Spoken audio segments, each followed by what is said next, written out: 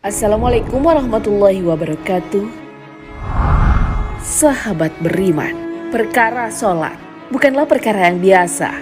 Sholatnya seseorang bisa dijadikan patokan hubungan seseorang dengan Tuhannya.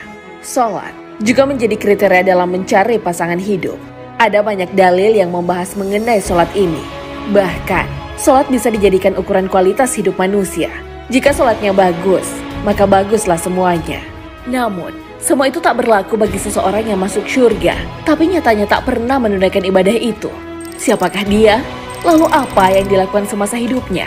Lalu amalan apa yang bisa memasukkannya ke dalam syurga? Tonton video ini hingga akhir agar tidak sesat.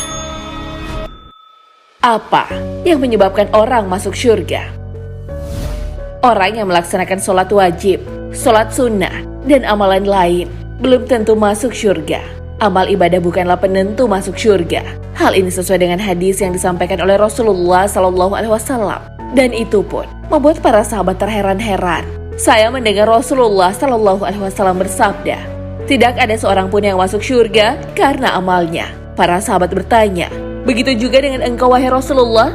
Beliau bersabda, tidak juga dengan diriku, kecuali bila Allah melimpahkan karunia dan rahmatnya padaku. Oleh karena itu, berlaku luruslah dan bertakarublah, dan janganlah salah seorang dari kalian mengharapkan kematian.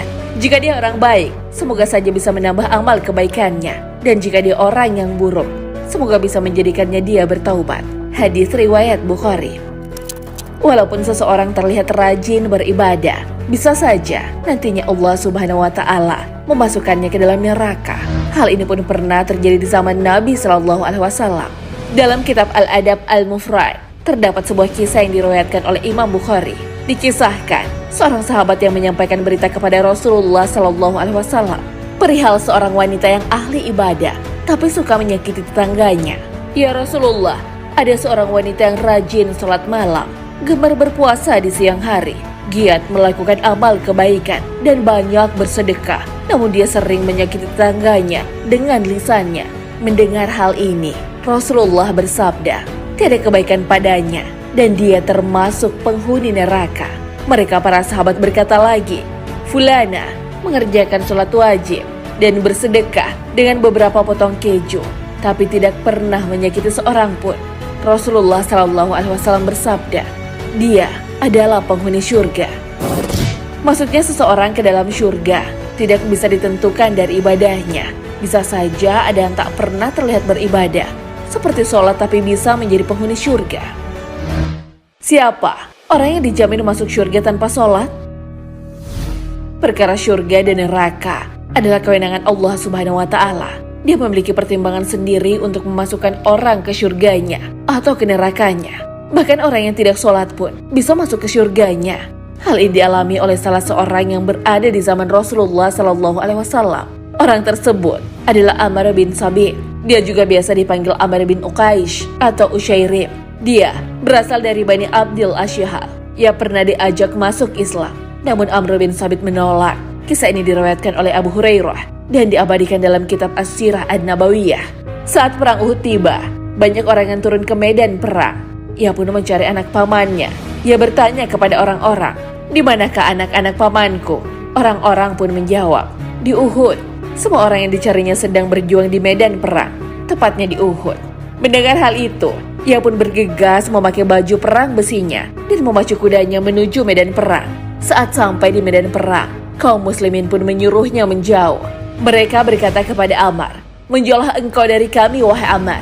Setelah Ammar mengaku beriman, akhirnya para muslimin mempersilahkannya bergabung dan berjuang bersama di jalan Allah Subhanahu wa Ta'ala, memerangi orang kafir. Ammar bertempur dengan gagah berani hingga ia terluka parah. Ia pun ditemukan oleh orang-orang Bani Abdul Asyhal yang sedang mencari korban peperangan dari kaum mereka. Ammar bin Sabit pun langsung dibawa ke keluarganya. Saat bin Mu'az lalu mendatangi saudarinya seraya berkata, tanyakanlah kepada Ammar apa yang menyebabkannya datang ke medan perang. Apakah ia berperan demi kaumnya atau karena Allah dan Rasulnya? Saat ditanyakan pertanyaan tersebut, Ammar yang dalam terluka menjawab, aku datang ke medan perang karena ingin masuk Islam. Aku beriman kepada Allah dan Rasulnya. Aku masuk Islam lalu mengambil pedangku. Aku maju bersama Rasulullah SAW dan aku berperang hingga aku terkena serangan.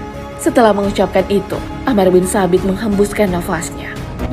Kejadian ini pun diceritakan kepada Rasulullah SAW dan beliau bersabda, sesungguhnya ia termasuk penghuni syurga. Ammar bin Thabit pun menjadi penghuni syurga walaupun belum pernah melaksanakan sholat. Suatu kali, cerita ini disampaikan Abu Hurairah kepada sahabat yang lain. Ternyata para sahabat tidak mengetahui bahwa ada yang tak pernah sholat tapi bisa masuk Islam. Hal ini pun dilihat dari cerita Ammar bin Thabit. Amr adalah seorang yang wafat dalam keadaan syuhada setelah menjalani peperangan. Ia berperang karena Allah Subhanahu wa Ta'ala dan Rasul-Nya. Hal ini pun menjadi alasan ia dimasukkan ke dalam syurga Allah Subhanahu wa Ta'ala walaupun statusnya belum pernah sholat.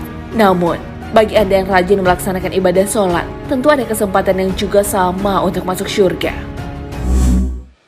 Benarkah Allah Subhanahu wa Ta'ala menjanjikan syurga bagi orang yang sholat?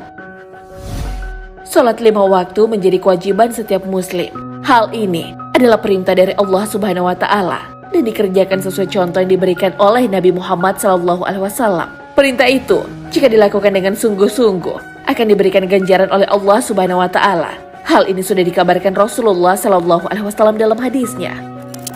Dari Ubadah bin Asyamit radhiyallahu anhu, ia berkata, aku mendengar Rasulullah SAW bersabda, 5 sholat yang Allah wajibkan atas hambanya, barang siapa mengerjakannya dan tidak menyanyiakannya sedikit pun karena menganggap enteng, maka ia memiliki perjanjian dengan Allah untuk memasukkan dia ke syurga.